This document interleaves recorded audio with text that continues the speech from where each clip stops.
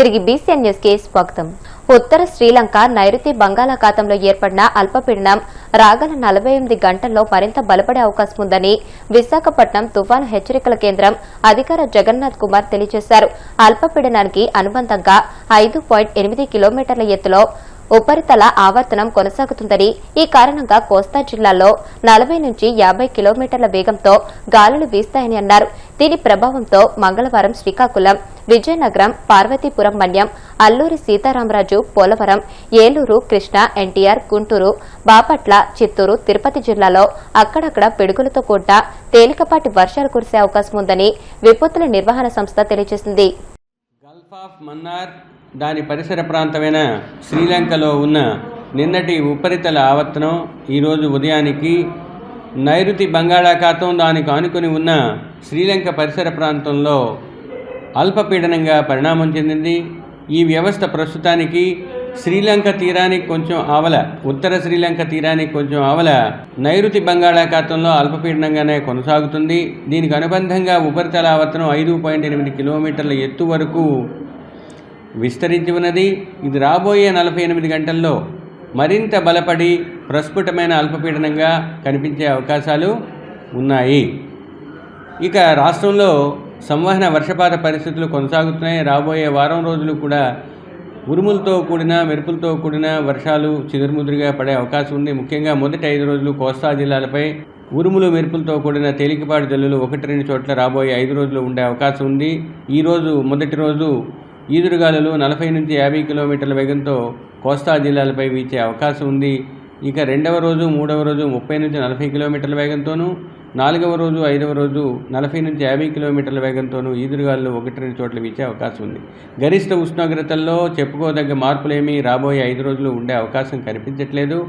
గడిచిన 24 గంటల్లో రాష్ట్రంలో గరిష్టంగా కర్నూలులో 40.5 డిగ్రీల గరిష్ట ఉష్ణోగ్రత నమోదైంది. దక్షిణ కోస్తా జిల్లాలోని కొన్ని చోట్ల 39 డిగ్రీల ఉష్ణోగ్రత గరిష్టంగా నమోదైంది. ఇక రాష్ట్రంలో గడిచిన 24 గంటల్లో అత్యధికంగా 32 మిల్లీమీటర్ల వర్షపాతం అల్లూరి సీతారామరాజు జిల్లాలోని పాడేరులో నమోదైంది. పశ్చిమ గోదావరి జిల్లా ఉండి మండలం వెలివెర్రు గ్రామంలో అశ్వత్థ వృక్షం వద్ద హనుమాన్ జయంతి వేడుకలు ఘనంగా నిర్వహించారు.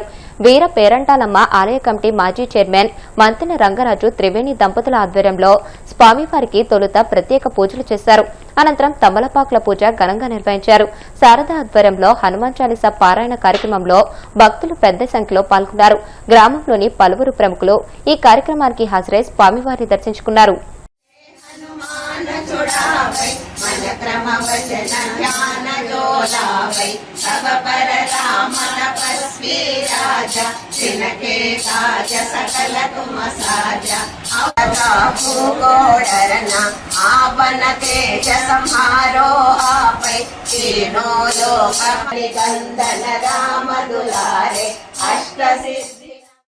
శ్రీ హనుమత్ వ్రతం సందర్భంగా ఈరోజు మంగళవారం శుభదినంగా భావిస్తున్నాం. మంగళవారంలో 12వ తారీఖు మంగళవారం హనుమత్ జయంతి సందర్భంగా ఉదయం 5 గంటల నుండి స్వామివారికి విశేషార్చన, వివిధ రకాల పళ్ళ రసాలతో, శ్రీ మన్యు సూక్త పారాయణతో, పంచసూక్తాలతో పంచామృత అభిషేకం జరిగింది. తదుపరి నాగవల్లి పత్ర సహిత గంగ సింధూర పూజా కార్యక్రమం జరిగింది. తదుపరి నీరాజన మంత్రపుష్పాలతో సంపూర్ణమైంది. అశ్వత్థ వృక్షం దగ్గర వేంచేస్తున్న శ్రీ లక్ష్మీనారాయణ స్వామి సహిత శ్రీ ఉమా రామలింగేశ్వర స్వామి వారి పీఠమునందు హనుమత్ జయంతి సందర్భంగా శ్రీ స్వామివారి సన్నిధిలో శారద గారి ఆధ్వర్యంలో 11 పర్యాయాలు హనుమత్ చాలీసా కార్యక్రమం జరుగుతుంది. కావున భక్తులందరూ ఇచ్చేసి ఈ హనుమత్ చాలీసా పారాయణలో పాల్గొని స్వామివారి తీర్థ ప్రసాదములు స్వీకరించవలసిందిగా కోరుచున్నాం. శుభం భవతు. కేంద్ర కార్మిక సంఘాల పిలుపు మేరకు అఖిలపక్ష కార్మిక సంఘాలు విశాఖలో నిరసనకు దిగాయి.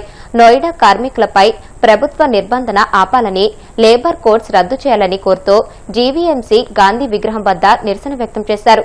కార్మికులపై ప్రభుత్వం నిర్బంధం ఆపాలని, ఉద్యోగ భద్రత కల్పించాలని, ప్రభుత్వ రంగ సంస్థల ప్రైవేటీకరణ ఆపాలని డిమాండ్ చేశారు.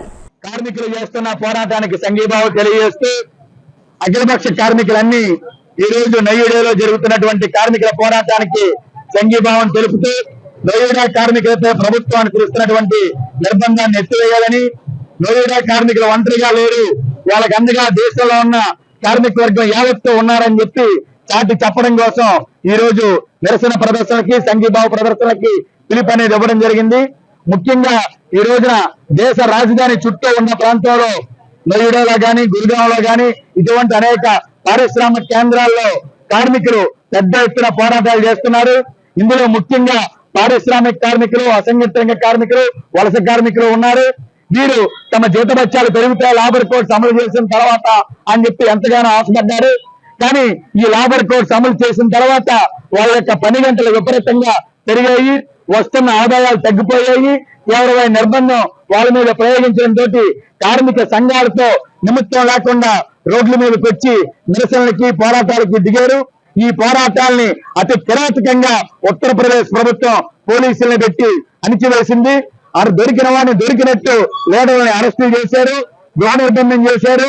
ఇప్పటికీ అరెస్టు చేసిన వాళ్ళ మీద తప్పుడు కేసులు పెట్టి జైలుకి పంపించారు.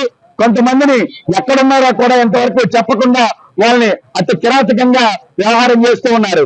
కాబట్టి అరెస్టు చేసినటువంటి కార్మికులందరినీ బేషరతుగా విడుదల చేయాలని కేంద్ర కార్మిక సంఘాల తరఫున మేము డిమాండ్ చేస్తూ ఉన్నాం. అలాగే నోయిడా కార్మికులు ఒంటరిగా లేరు, వారి పోరాటానికి పూర్తిగా సంఘీభావం తెలియజేస్తున్నామని చెప్పి చెప్తూ ఉన్నాం. అలాగే నరేంద్ర మోడీ గారి ప్రభుత్వం 5 రాష్ట్రాల ఎన్నికల ఫలితాలు విడుదలైన వెంటనే ఏవైతే లేబర్ కోడ్స్ ఉన్నాయో ఆ లేబర్ కోడ్స్ కి రూల్స్ ని ఫ్రేమ్ చేసి మొన్న మే 8వ తారీఖు నుంచి ఈ అమల్లోకి వస్తున్నాయని చెప్పి ప్రకటన చేశారు. ఈ లేబర్ కోడ్స్ కనుక అమలు జరిగితే కార్మికులు ఇప్పుడు అనుభవిస్తున్న హక్కులన్నీ కూడా కోల్పోతారు.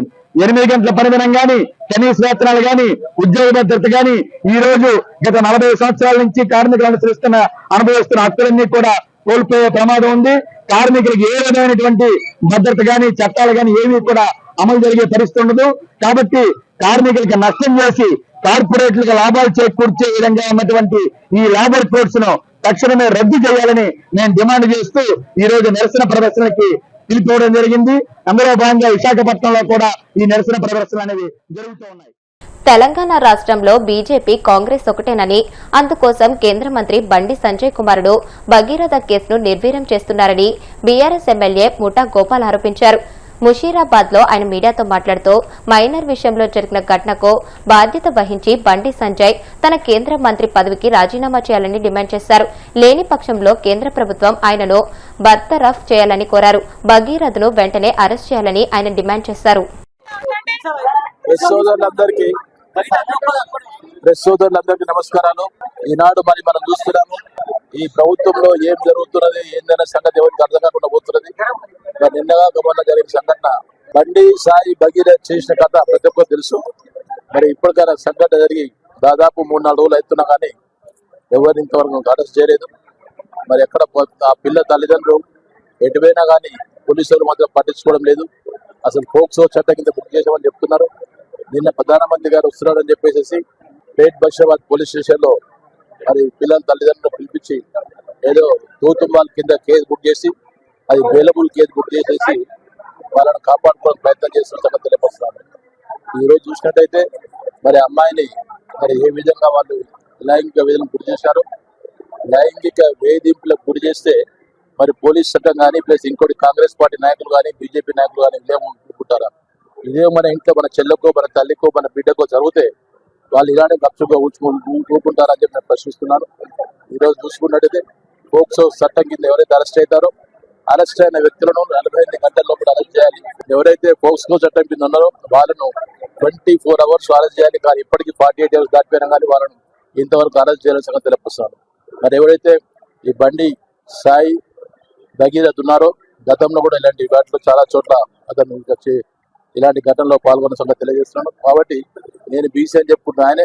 ఆయన మున్నూరు కాపు కులానికి చెందిన వ్యక్తి. మరి ఎదురుగా ఉన్న అమ్మాయి కూడా ఆమె కూడా మున్నూరు కాపు కులానికి చెందిన వ్యక్తి అని తెలియపరుస్తున్నాను. బీసీల గురించి ఇంతవరకు ఇప్పుడు మాట్లాడుతున్నారు. ఎలక్షన్స్ ముందు మనం చూసాము 42% మన బీసీలకు రిజర్వేషన్ ఇస్తామని ఉన్న వ్యక్తులు ఈనాడు బీసీలను అనాథొక్కే విధంగా బీసీల పిల్లలను ఏ విధంగా ఆడ అమ్మాయిలకు రక్షణ లేకుండా చేస్తున్న సంగతి చూస్తున్నాం. కాబట్టి ఇలాంటి వ్యక్తులపైన ఇమీడియట్ గా మరి వాళ్ళకి కేసు బుక్ చేసి వాళ్ళందరూ అరెస్ట్ చేయాలని తెలియపరుస్తున్నారు. కాబట్టి గతంలో కూడా ఎంజే అక్బర్ కూడా ఇలాంటి కేసులో బుక్ అయితే అతన్ని మంత్రి పదవి నుండి ఉద్వాసం చెప్పిన వ్యక్తులు ఈనాడు మరి ఈ బండి సంజయ్ని కూడా గ్యారంటీగా అతనికి సస్పెండ్ చేయాలి, బర్తరఫ్ చేయాలని కోరుకుంటున్నాము. కాబట్టి చిన్న విషయం ఏంటంటే ఇలాంటి వ్యక్తులు మరి కాంగ్రెస్ పార్టీ చూస్తూ ఊరుకుంటున్నది.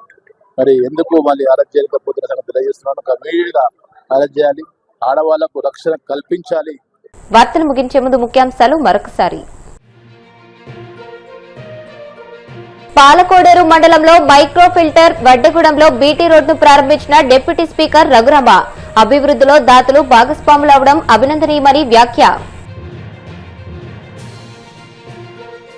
గొడ్డలి పార్టీ పాలనలో రాష్ట్రం అప్పులతో చితికిపోయిందన్న పీతల సుజాత. విధ్వంసమైన రాష్ట్రాన్ని కూటమి ప్రభుత్వం 23 నెలల్లోనే గాడిన పెట్టిందని వెల్లడి. కూటమి నేతలు విచ్చలవిడిగా దోపిడీ చేస్తూ వాటిని ప్రశ్నించిన వారి గొంతులు నొక్కాలని చూడడం అవివేకం.